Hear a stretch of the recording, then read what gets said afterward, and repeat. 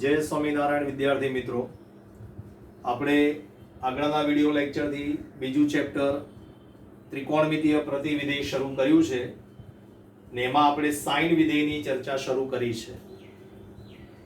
હવે આપણે આગળના વિડીયો લેક્ચરમાં સાઇન વિધેયનો આખો આલેખ દોર્યો હતો. હવે અત્યારે હું અહીં આગળ જે સાઇન વિધેયનો આલેખ દોર્યો છે માત્ર આટલો જ દોર્યો છે.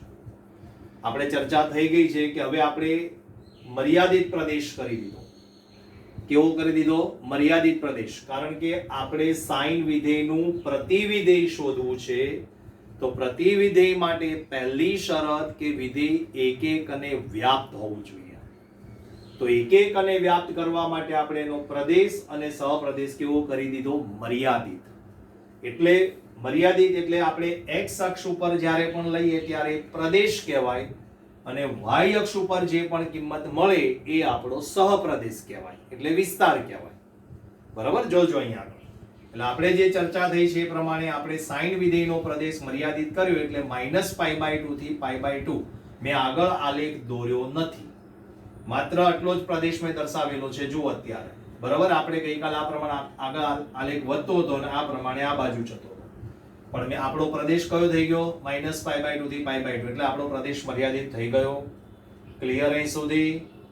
આ π/2 છે, આ 0 1 આપણી મહત્તમ, 0 -1 ન્યૂનતમ છે. એટલે આ બંને બિંદુ ક્રોસ થાય ત્યાં શું કહેવાય? π/2 અને આ 1. આનો x યામ ને આનો y યામ. એ પ્રમાણે અહીં આગળ જે બિંદુ મળે એ કયો થયો? -π/2 અને -1. બોલો ક્લિયર? ઓકે.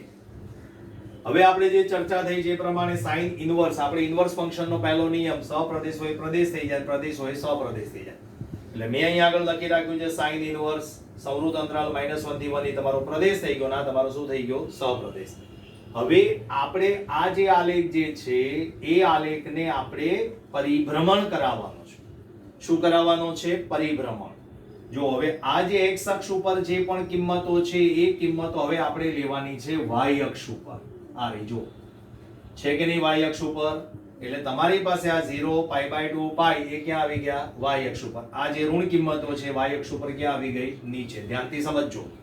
ઇનવર્સ નો આલેખ આપણે આગળના વિડિયો લેક્ચરમાં નહોતો દોર્યો, હવે દોરીએ છે. આપણે અહીં સુધી પછી સમજાવેલું છે. એટલે તમારી પાસે જે અક્ષ, આ અક્ષ એમની એમ રહેવા દેવાની, અક્ષને આપણે બદલવાની નથી. આપણે 11મા રેખા ચેપ્ટરની અંદર શીખી ગયા છે. બરોબર છે? આવું અક્ષોનું સ્થાનાંતર વાળું. બરાબર? એટલે અત્યારે x અક્ષ જે છે એના ઉપરના જે બિંદુઓ છે એ બિંદુ આપણી પાસે ક્યાં આવતા રહેશે? y અક્ષ ઉપર. એટલે 0 π/2 π એ y અક્ષ પર ઉપર અને આ આયા નીચે. પડી સમજણ? ઓકે. હવે તમારી પાસે x y અક્ષ ઉપર અહીંયા શું હતું? 0 1 અને આ 0 -1. તો એ ક્યાં આવી ગયું? x અક્ષ ઉપર આવી. 0 આ 1 0 થઈ ગયું, આ શું થઈ ગયું? હવે -1 0. એટલે આ બિંદુ જ્યારે આપણે બોલતા હતા અહીંયા આગળ ત્યારે શું બોલતા? માત્ર π/2 કહેતા હતા ને આપણે અહીંયા. પણ એક્ચ્યુઅલી શું બોલાય? x અક્ષ ઉપર y યામ 0 હોય એટલે આને π/2 0 પણ કહેવાય, આને π0 પણ કહેવાય, π,0. બરાબર? હવે એ બિંદુ y અક્ષ ઉપર આવી ગઈ એટલે અહીંયા આગળ એવું ન બોલાય. અહીંયા શું બોલાય? 0 π/2. x યામ 0 થયો, y યામ શું થયો? π/2. એટલે આ 0 π/2 આ 0 π. પણ આપણે આપણી સરળતા ખાતર આપણે આવી રીતે લખીએ છીએ. ક્લિયર? એટલે આ તમારી પાસે જે સમક્ષિતિજ હતી એ હવે જો શિરોલંબ થઈ ગઈ. આવી ગયું? આ સમક્ષિતિજ હતી એ હવે શું થઈ ગઈ? તમારી શિરોલંબ થઈ ગઈ. એટલે આ જે બિંદુ તમારી પાસે હતો હવે એ બિંદુ તમારી પાસે અહીંયા આગળ આવી ગયું. આ રહ્યું જો, આ x યામ અને આ તમારો y યામ. એટલે શું થઈ ગયું? બિંદુ 1 અને π/2. પછી એ પ્રમાણે અહીંયા આગળ આ બિંદુ x યામ -1 અને આ રહ્યો તમારો y યામ -π/2. આખો આલેખ દોરવાની કોઈ જરૂર નથી, કારણ કે આપણે એટલો પ્રદેશ અને એટલો સહપ્રદેશ આપણે એને જ પરિભ્રમણ કરાવ્યા છે. એટલે હવે મગજમાં સેટ કરો કે મેં આલેખ અહીં 0 થી π/2 વધતું ચરણ આવ્યું, વધતું વિધેય થયું, આવ્યું આ પ્રમાણે, અને આમ આવ્યું કે નહીં? તો બસ એ જ પ્રમાણે જવા દો ને. તમારી પાસે આ રહ્યું, આ 0 π/2 આ રહ્યા. જો અહીંયા 0 π/2 આ રહ્યા. એટલે 0 થી π/2 સુધી ગયું કે નહીં? વધ્યું. તો આ રહ્યું ને 0 થી π/2 આ રહ્યું. એટલે આમ જાય ને આલેખ. આ π/2 થી અહીંયા આગળ આલેખ દોરી શકાય. તમારે દોરવું હોય તો અહીંયા આગળ આ રહ્યો લો. પણ અહીં આપણે દોરવાનો નથી. બરાબર? આપણે જેમ અહીંયા આગળ જવા દઈએ છીએ અહીંયા આગળ આ રહ્યો. કારણ કે આપણે પ્રદેશ કેવો કરી નાખ્યો છે? મર્યાદિત. બરાબર? એટલે આપણે જો આમ આગળ દોરીએ તો પછી વિધેય એક એક અને વ્યાપ ના થાય. ખ્યાલ આવી ગયો? પડી ગઈ સમજણ? એટલે આપણી પાસે અત્યારે આ મેં દોર્યો આ રહ્યો. બરાબર. પછી આ રહ્યો પ્રદેશ જોવા છે 0 થી -π/2 તરફ ગયો કે નહીં? 0 થી -π/2 આમ આગળ વધે, આમ આ રહ્યું, આમ આગળ વધ્યો કે નહીં? તે પ્રમાણે આ 0 આ રહ્યું, -π/2 આ રહ્યું, -π/2 આ રહ્યું જો, અને આમ પછી આમ દોરી શકાય આગળ, આમ આગળ જતો જાય, પછી પાછો આમ થઈને આમ આવે, અને આ આલેખ આમ થઈને આમ વધતો જાય આગળ. પણ આપણે એ લેવાનું નથી. ખ્યાલ આવી ગયો? કારણ કે આપણો મર્યાદિત પ્રદેશ કયો છે? -π/2 થી π/2 લીધો છે. ખ્યાલ આવ્યો? એટલે હજુ તમારે આગળ પ્રદેશ આપણે મર્યાદિત કરી નાખ્યો. ચલો એકવાર ફરીવાર યાદ કરાવી દો. બરાબર, આપણે આ -π/2 અને π/2 લીધા અહીંયા આગળ, આ -π/2 અને શું લીધા આપણે? π/2 લીધા. બરોબર છે. હવે કોઈ એમ કે સાહેબ મારે π/2 પછી π, એટલે પછી શું આવે અહીંયા આગળ? 3π/2. બરાબર, તો મારે આમથી આમ જવું તો આ લેવાય લો. કોઈ એમ કે સાહેબ મારે આ બાજુ આવવું છે -π, પછી અહીં શું આવે? -3π/2, તો પછી એને આમથી આમ લેવું પડે. પણ આપણે આપણી ટેક્સ્ટ બુક ની અંદર જે આપેલું છે એ મર્યાદિત પ્રદેશ આપણે આ લીધો છે. બાકી તમે ગમે તે લઈ શકો. π/2 થી 3π/2 આગળ જવા દો, પછી આ -π/2 થી આ -3π/2 થી -π/2 આટલો લઈ લો, ગમે તે લઈ શકાય. પણ આપણે આપણી ટેક્સ્ટ બુક પ્રમાણે જઈએ છીએ એટલે sin ઇનવર્સ સંવૃત અંતરાલ -1 થી 1 ટેન્ડ્સ ટુ -π/2 ટુ π/2. બોલો, પડી ગઈ સમજણ? એટલે આ તમારો sin વિધેયનો આલેખ છે, અને આ તમારો કયો થઈ ગયો? sin ઇનવર્સ વિધેયનો આલેખ. કયો થઈ ગયો? sin ઇનવર્સ વિધેયનો આલેખ. પડી ગઈ સમજણ? આલેખ દોરવાની ખાસ પ્રેક્ટિસ કરજો, કારણ કે બહુ જ અગત્યની વસ્તુ છે આ. પડી ગઈ સમજણ? ઓકે. હવે આપણે જે ગઈ આગળના વિડિયો લેક્ચરમાં જે ચર્ચા થઈ હતી એ પ્રમાણે sin ઇનવર્સ sin x આવે તો પણ x થાય, sin of sin inverse x આવે તો પણ તમારે જવાબમાં શું મૂકી દેવાનો? x. હું તમને આના ઉદાહરણના દાખલા આપીને સમજાવું છું એટલે તમને ખ્યાલ આવશે. પણ મેં જે આગલા વિડિયો લેક્ચરમાં સમજાવ્યું છે એ પ્રમાણે આ શરત અગત્યની છે. આ શરત અગત્યની છે. હવે સાહેબ આપણને પ્રશ્ન થાય કે સાહેબ આ શરત યાદ રાખવાની ફરજિયાત, પણ તમારે મગજમાં સેટ કેવી રીતે કરવાનું? અહીંયા બહાર કયું વિધેય છે? sin inverse. કયું વિધેય છે? sin inverse. તો sin ઇનવર્સ નો જવાબ શેમાં મળે? સહપ્રદેશમાં. જવાબ શેમાં મળે? સહપ્રદેશ. તો અહીં કિંમત સહપ્રદેશમાં આવવી જોઈએ, વિસ્તારમાં આવવી જોઈએ. અહીંયા આગળ જોવાનું બહાર કયું વિધેય છે? sin. બરોબર છે. તો sin વિધેય આ રહ્યું, તો એનો સહપ્રદેશ કયો છે? -1 થી 1. વિસ્તાર કયો છે? -1 થી 1. તો એનો જવાબ તમારી પાસે આ રહ્યો. બોલો, ક્લિયર અહીં સુધી? એ તો હમણાં હું તમને એક બે દાખલાની પ્રેક્ટિસ કરાવીશ એટલે તમને ઓટોમેટિક આ વસ્તુ યાદ રહી જશે. આ કઈ ગોખવાની જરૂર નથી, એમને એમ તમને યાદ રહેશે. બોલો, ક્લિયર અહીં સુધી? અહીં સુધી મેં તમને સાઇન વિધેયનો કન્સેપ્ટ ક્લિયર કરાવીને ઇનવર્સનો પણ તમને ક્લિયર કરાવ્યો. ક્લિયર? ઓકે. હવે હું તમને એના દાખલા આપું છું. જોજો આપણા ત્રિકોણમિતિના કોષ્ટક પરથી 6 દાખલા છે. દરેક વિધેયમાં 6 દાખલા આપણે લઈશું. 3 ધન અને 3 ઋણ. કઈ રીતે આવે છે જોજો તમે. મેં અહીંયા આગળ આ એકમ વર્તુળ દોર્યું, આખું નથી દોર્યું. એકમ વર્તુળ આખું નથી દોર્યું. અહીંયા sin ઇનવર્સ માટે આપણી પાસે કેટલો છે? -π/2 થી π/2 છે આપણી પાસે. ઓકે, જો મેં એટલું જ દોર્યું છે. આ -π/2 અહીંયા આગળ આવે, આ 0 આવે, અને આ આવ્યું π/2. એટલે તમારી પાસે જે પણ કિંમતો આવશે એ કિંમતો કાં તો પહેલા ચરણમાં મળે અને કાં તો ચોથા ચરણમાં મળે. sin ઇનવર્સ નો જે પણ જવાબ આવે કાં તો પહેલામાં કાં તો ચોથામાં. પહેલામાં આવે તો પોઝિટિવ આવે, ચોથામાં આવે તો નેગેટિવ આવે, કારણ કે ચોથા ચરણમાં sin વિધેય નેગેટિવ છે. ઓલ એસ ટી સી પ્રમાણે. બરોબર છે? ઓકે, જોજો હું દાખલો સમજાવું છું, ધ્યાનથી સમજજો. ચલો, પહેલો હું તમને રકમ આપું છું sin ઇનવર્સ 1/2. આ આપણી રકમ છે. લો, આ 1 માર્કનો એમસીક્યુ પરીક્ષામાં પૂછાય.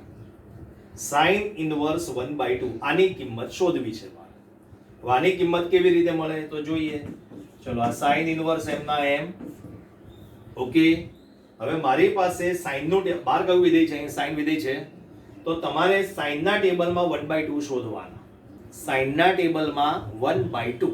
તો sin ના ટેબલમાં 1/2 ક્યારે આવે? 30 માં. 30 એટલે કેટલા થાય? π/6. એટલે sin ઇનવર્સ થયા. આ sin ઇનવર્સ m ના m 1/2 ની જગ્યાએ મેં શું લખ્યું? sin π/6. શું લખ્યું? sin π/6. ક્લિયર? ઓકે, હવે આ રહ્યું જુઓ. sin inverse sin x. શું આવે જવાબ? x. આ તમારો x છે. આ રહ્યું π/6 એટલે x. એટલે જવાબ શું આવી ગયો તમારો? π/6. હવે આટલી તો બુદ્ધિ દોડે ને કે સાહેબ π/6 આવે એટલે આ જ આવે પેલું. આ થોડું લખાય અહીંયા આગળ, આની અંદર થોડું π/6 આવવાનું છે. એટલે π/6 belongs to શું થઈ ગયું? -π/2 થી π/2. આવી રીતે દાખલા આવશે. પડી ગઈ કે નહીં સમજે? આમાં ક્યાં ગોખવાની જરૂર આવી અહીંયા આગળ? તો પછી બરાબર એક એક લીટીના દાખલા છે, ધ્યાનથી સમજજો. ચલો બીજો સમજાવો.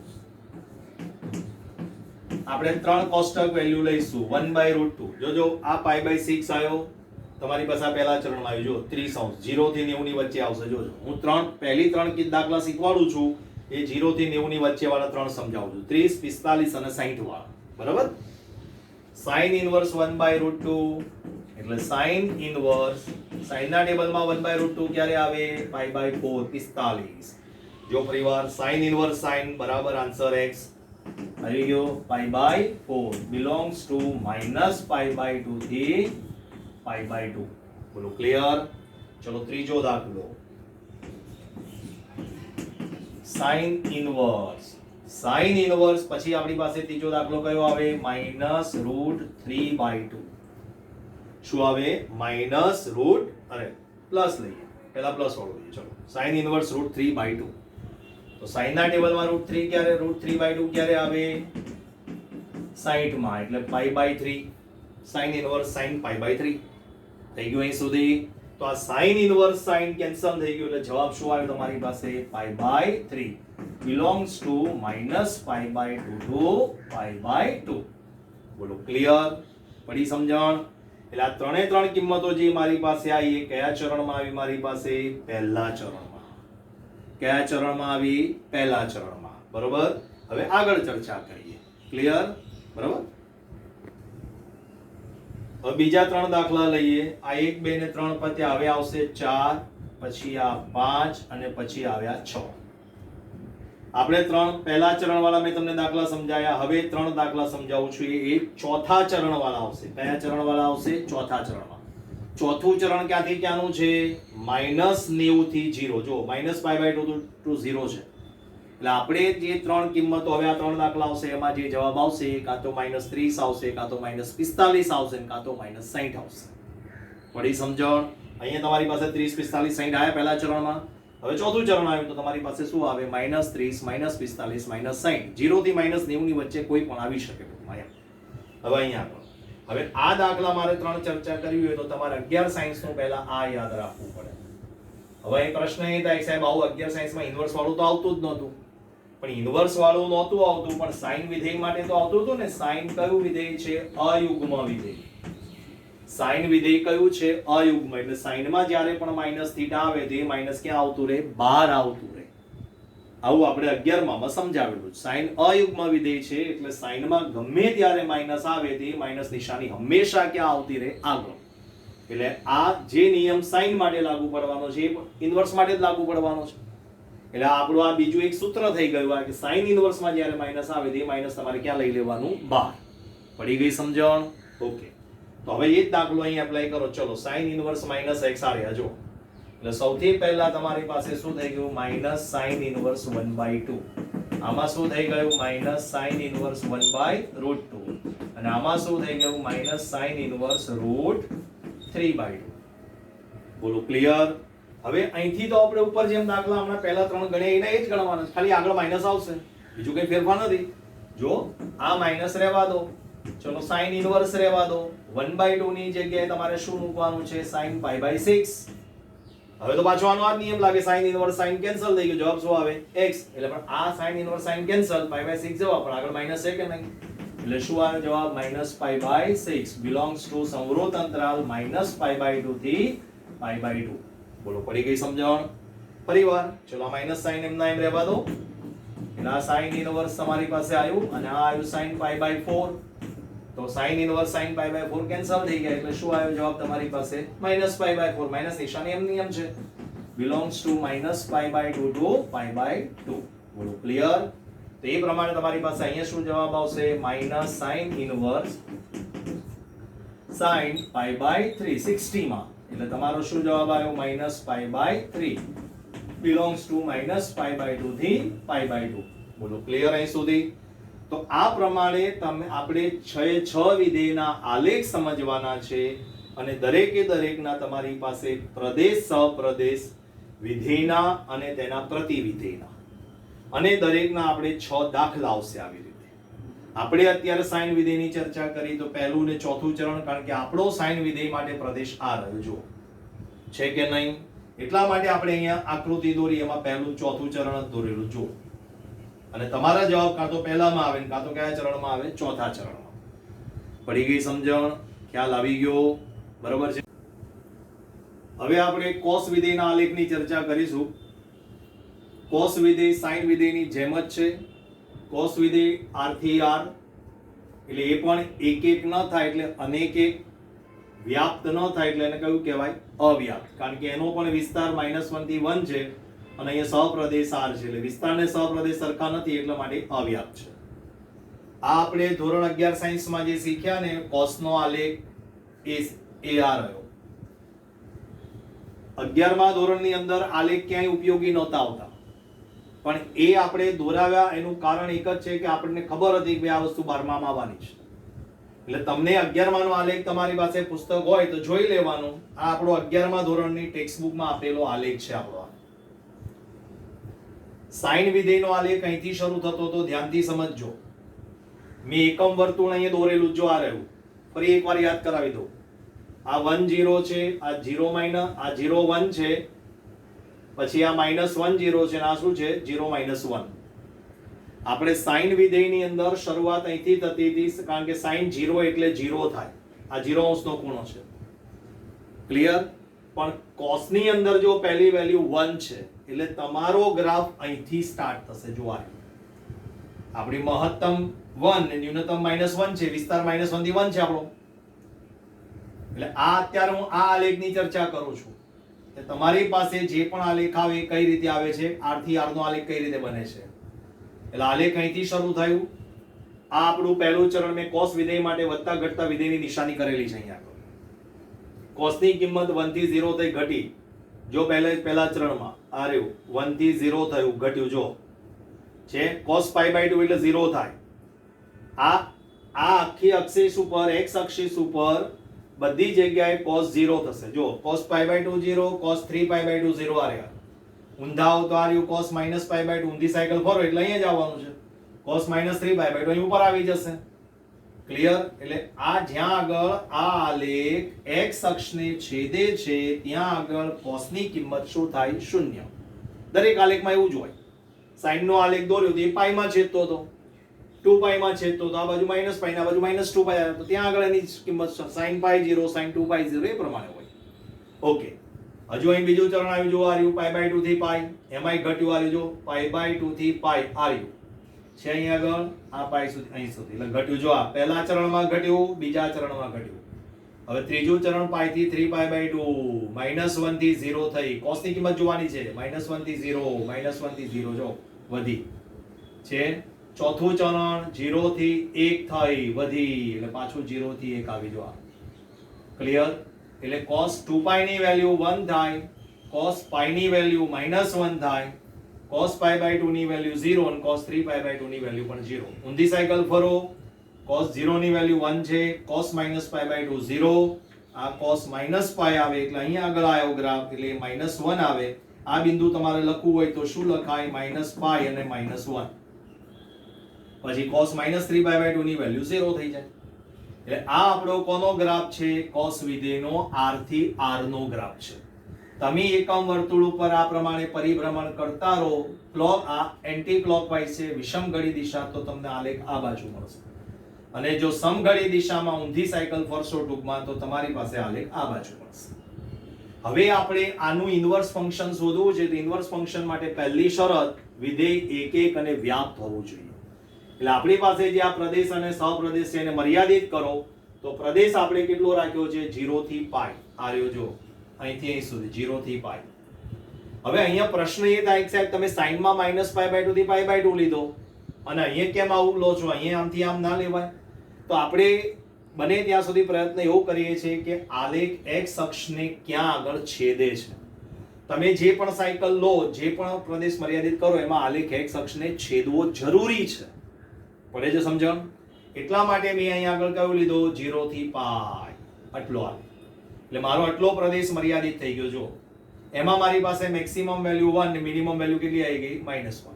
એટલે મારો પ્રદેશ મેં મર્યાદિત કરી નાખ્યો cos વિધેયનો અને વિસ્તાર તો મારો ફિક્સ જ છે માઈનસ, કારણ કે 1 ની ઉપર નથી જવાનું, -1 ની નીચે નથી જવાનું.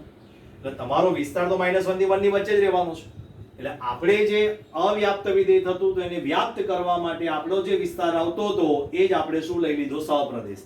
કારણ કે આપણે વિસ્તારની આપણે વ્યાખ્યા છે વ્યાપની કે વિસ્તાર અને સહપ્રદેશ સરખા થવા જરૂરી છે, અને પ્રદેશ આપણે આપણો મર્યાદિત કરી નાખ્યો એટલો. તો મેં અહીં આગળ આ cos વિધેયને એક એક અને વ્યાપ્ત કરવા માટે અહીં આગળ આ આટલો પ્રદેશ મેં દોરેલો છે. ધ્યાનથી જોજો, આટલો પ્રદેશ આવ્યો, આટલો જ આલેખ જો મર્યાદિત પ્રદેશમાં આ 0 0 આ π/2 અને π. એટલે આ બિંદુ આવ્યું તમારી પાસે π અને -1, અને આ બિંદુ તમારી પાસે આવ્યું 0 1. તો ફિક્સ છે, આ તો π/2 અને 0 છે. x અક્ષ ઉપર y આમ શૂન્ય થાય. એટલે તમારે જ્યારે cos વિધેય એક એક અને વ્યાપ્ત આવે તો તમારો પાસે પ્રદેશ કયો, 0 થી π. મેં તમારી જોડે sin વિધેયમાં ચર્ચા કરી હતી કે -π/2 થી π/2 લીધું આપણે. પછી સાહેબ બીજું આગળ આ બાજુ લેવું હોય તો આ બાજુ, આ ડાબી બાજુ લેવું હોય લઈ શકાય, પ્રદેશ લઈ શકાય. તો π/2 થી આગળ બીજું તમે આખું એક સર્કલ ઉમેરી દો તો 3π/2 આવે. આપણી ચર્ચા થઈ ગઈ. એટલે તમારી પાસે આટલો ગાળો આવવો જોઈએ. આપણે -π/2 થી π/2 લીધા હતા આપણે, પછી આગળ એ પ્રમાણે ડિસ્કસ ચર્ચા થઈ શકે. તો અહીં આગળ પણ એ જ વસ્તુ થાય. ચલો 0 થી π સુધી મેં લઈ લીધો. આ રહ્યો, ચલો આમાં જ વાત કરીએ ને. લો 0 થી π લઈ લીધો, આ આલેખ આટલો આવી ગયો. હવે હું અહીંથી શરૂઆત કરું અને અહીં સુધી, જો આલેખ x અક્ષને છેદી ગયો ને અહીં આગળ અહીં સુધી, એટલે મારો બીજો પ્રદેશ બનાવો તો કયો બની શકે, π થી 2π. ટૂંકમાં તમારે આ r થી આ r ની ચર્ચા છે ને x અક્ષ ઉપર, એમાં તમે ગમે ત્યાં ટૂંકમાં ભાગ પાડી શકો, પણ શરત એટલી કે x અક્ષને આલેખ છેદવો જોઈએ. પડી સમજણ?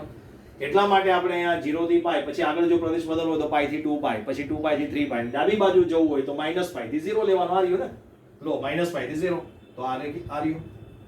થઈ ગયું કે નહીં? પડી ગઈ સમજણ? એટલે cos વિધેયનો તમારો આલેખ એક એક અને વ્યાપ્ત કરવા માટે આ પ્રમાણે અહીંયા દોરવો પડે. આ તમારો cos વિધેયનો આલેખ. બોલો ક્લિયર અહીં સુધી? ઓકે. હવે આપણે આની ઇન્વર્સ ફંક્શન શોધવું છે. એક એક અને વ્યાપ્ત થઈ ગયું એટલે આનું ઇન્વર્સ મળે. તો આનું ઇન્વર્સ cos ઇન્વર્સ આ રહ્યું. સહપ્રદેશ હતો એ પ્રદેશ થઈ ગયો, પ્રદેશ હતો એ શું થઈ ગયો, સહપ્રદેશ. આ જ આલેખ મેં દોર્યો છે. આ રહ્યો જો, આ અલગ અલગ ચોક થી એટલા માટે દોર્યો છે કે તમને સમજણ પડે. એટલે આ તમારી પાસે x અક્ષ ઉપર હતું અહીં આગળ, એ ક્યાં આવી ગયું, y અક્ષ ઉપર. 0 π/2 અને π. આ જો 0 π/2 અને π. આ y અક્ષ ઉપર હતું, બે સમક્ષિતિજ રેખા, એટલે મેં x અક્ષ ઉપર લઈ લીધી, બે શિરોલંબ રેખા થઈ ગયા. સમજણ પડે છે હું જે સમજાવું છું એ? આ રહ્યો તમારી પાસે આ 1 0 અને આ રહી -1 0. બરાબર? આ આપણું બિંદુ છે અહીં આગળ. લો -1 0 અને આ 1 0. ક્લિયર? હવે મને શું ટાર્ગેટ મારું શું છે? આલેખ શરૂ ક્યાંથી થાય છે? y અક્ષ પરથી આવી જો. કારણ કે આપણે અહીં આગળ પહેલી જ વેલ્યુ છે કે cos 0 અંશના ખૂણા આગળ cos ની વેલ્યુ કેટલી? cos 0 એટલે 1 ને sin 0 એટલે 0 થાય. તો cos 0 એટલે 1 આ રહ્યું જો, cos 0 એટલે 1. તો આલેખ 1 થી શરૂઆત થાય, અહીંથી થાય આલેખ. પહેલી કિંમત 1 છે તમારે. 1 થી 0 થઈ, 0 થી -1 થઈ, -1 થી 0 થઈ, 0 થી પાછી 1 થઈ. બરોબર છે? એટલે આપણે અહીંથી અહીં સુધી જવાનું છે, આટલું જ જવાનું છે આપણે. તો અહીં આગળ તમારી પાસે આલેખ અહીંથી શરૂ થયો. આ રહ્યો જો, પહેલા ચરણમાં ઘટ્યો, બીજામાં ઘટે છે કે નહીં? પહેલામાં ઘટ્યો અને બીજામાં ઘટ્યો. તો અહીંથી શરૂ કરો. આલેખ 1 ક્યાં છે? આ રહ્યો જો, છે કે નહીં? આ 1 આ રહ્યો ને, બરાબર? હવે 1 થી π/2 માં ઘટે છે તો આ રહ્યો ને, આ 1 થી π/2 જોડો. આ રહ્યો ને 1 થી π/2 આવી ગયું. પછી આગળ π/2 થી π આ રહ્યું ને, π/2 થી π આ રહ્યું જો, આ π આ રહ્યું આવ્યું અહીં સુધી. પડી સમજણ? π/2 થી π. આલેખની શરૂઆત અહીંયા y અક્ષ ઉપર 1 થી થતી હતી, તો અહીં x અક્ષ ઉપર 1 થી થશે. આપણે 1 થી π/2 સુધી લંબાવો અને π/2 થી π. એટલે આ બિંદુ તમારું આ -1 થયું, આ કયું થઈ ગયું, π. અહીંયા હતું તમારી પાસે આ π અને આ -1, તો અહીંયા શું થઈ ગયું, ઊંધું -1 અને π થઈ ગયું. પહેલો x આમ અને પછી y આમ.